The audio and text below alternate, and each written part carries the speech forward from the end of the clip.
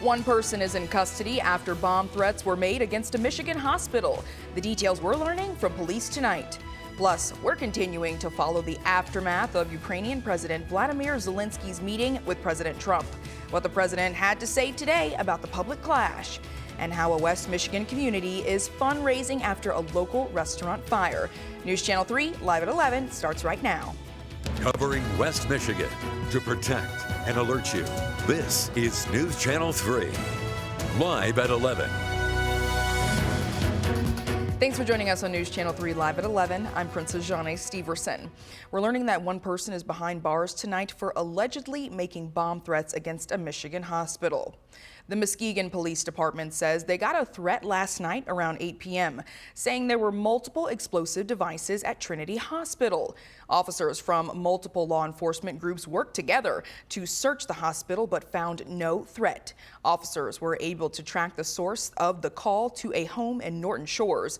Officers say a 72-year-old man was arrested for making the threat.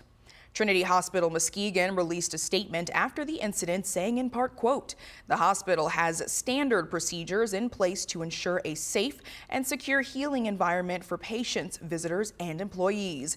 Enhanced measures are implemented from time to time to address immediate safety concerns."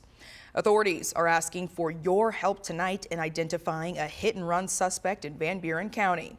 The sheriff's office says it happened Thursday night around 6:30 p.m. on County Road 669 in Porter Township. Deputies say an unknown suspect crashed into a parked car in a driveway. That's before fleeing west down the road. The driver inside the parked car was hurt and had to be taken to the hospital. Deputies say the suspect has a light-colored pickup truck that will have significant damage to the passenger side front fender area. Anyone who recognizes this car should contact the Van Buren County Sheriff's Office. We're heading outside for a live look over downtown Kalamazoo. Cold, cloudy skies are out there, and you may have even seen some snowflakes. Meteorologist Will Haney is in the Weather Alert Center with a look at your forecast. Will? Yeah, hey there, Princess. Starting off March on the colder note with temperatures today ranging in the lower to mid 20s, but it felt a lot colder than that throughout much of the day. You can see temperatures right now, upper teens, low 20s. Here's the wind chills, though. There's still a little bit of a breeze out there. It feels like 9 in Kalamazoo, feels like 10 in Battle Creek. So you got the air temp on the left and then the feels like temp on the right. And as we look at live Doppler, it has quieted down considerably, although there may still be a few flurries flying in Allegan or Van Buren counties at this hour, but not enough to really lead to any impact. Overnight, we'll fall to about 17. Tomorrow, 32. After some morning clouds, should enjoy some afternoon sun and a smidge warmer than it was today and nowhere near as windy. For Monday, a spotty PM rain-snow mix, but aside from that, 44 the high, and that's just the start of several warmer days on the way that come with some soaking rain. We'll talk details of a midweek weather maker coming up. Princess. Thanks, Will. Ukrainian President Volodymyr Zelenskyy is in London today. He thanked the American people and leadership and voiced hope for strong relations. And this is a day after a stunning Oval Office blowout with President Trump. Christian Benavidez reports with more from West Palm Beach, Florida. British Prime Minister Keir Starmer welcomed Ukrainian President Volodymyr Zelenskyy to London on Saturday. I want to thank you, people of the United Kingdom, such big support from the very beginning of this war. The meeting follows the berating seen around the world. President Trump and Vice President J.D. Vance gave Zelenskyy in the Oval Office Friday. God bless. You don't know that. God bless. God bless. You will not have a war. Don't tell us what we're going to feel.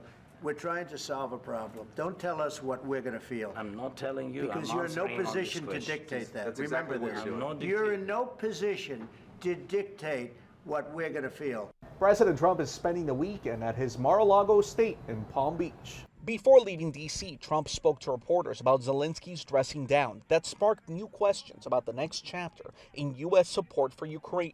He's got to say, I want to make peace.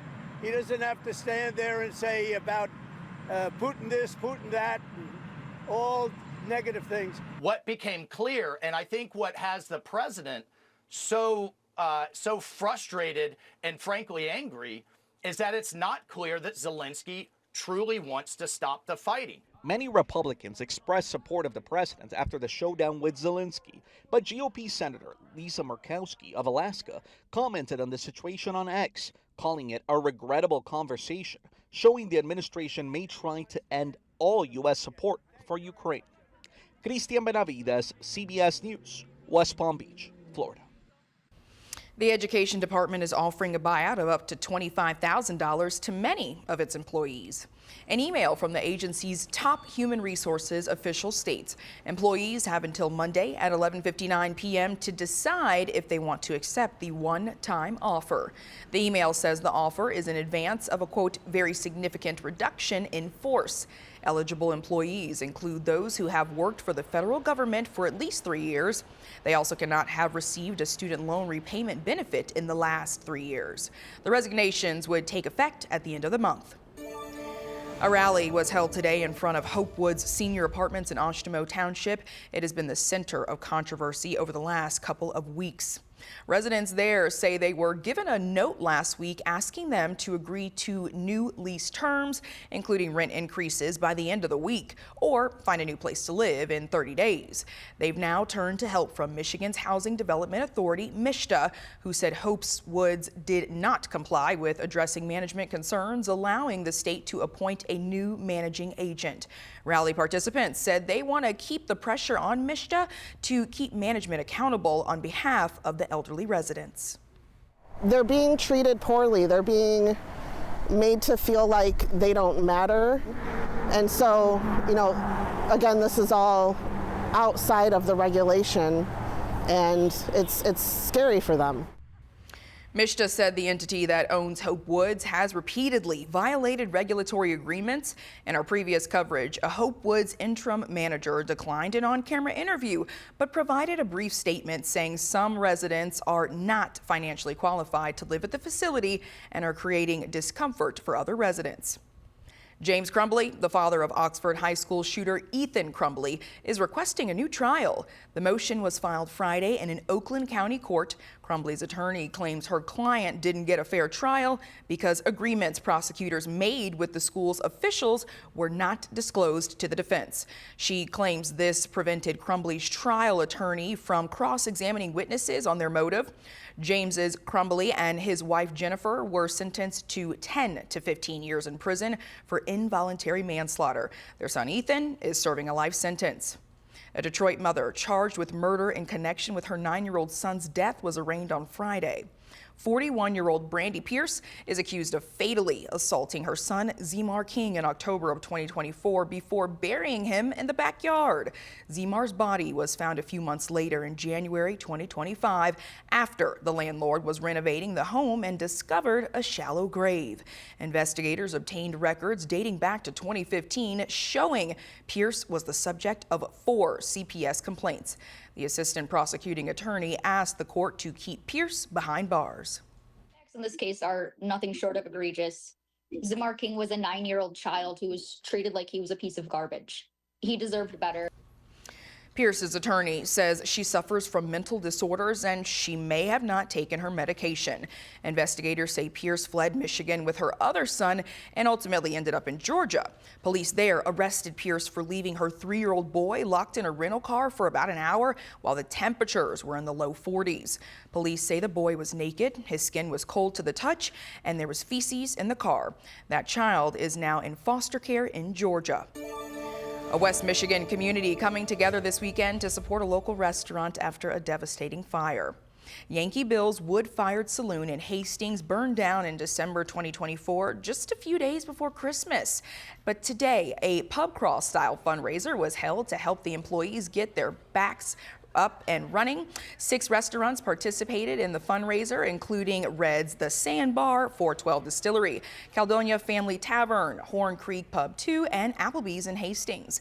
One of the owners of Yankee Bill's says they didn't think they'd get this much support from the community.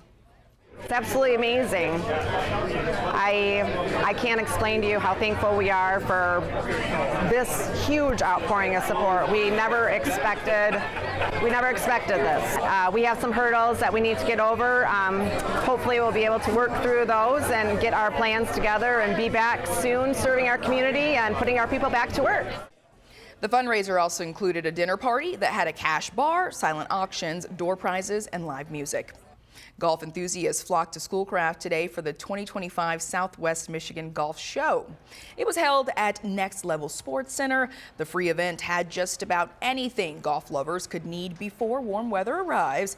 Golf courses offered information on their services and programs, and their interactive displays and product demos to let members of the community try out products before purchase. It's amazing. There's been so many people here, so many compliments on everything that's here, like a wide variety of different people that they can talk to. They're very pleased. In addition to all the equipment vendors, there was also food vendors, golf experts, coupons, and giveaways. Coming up, many around the world continue to pray for Pope Francis. Updates from the Vatican today on his current health condition, plus what we know so far about the death of Grammy-nominated rhythm and blues artist Angie Stone.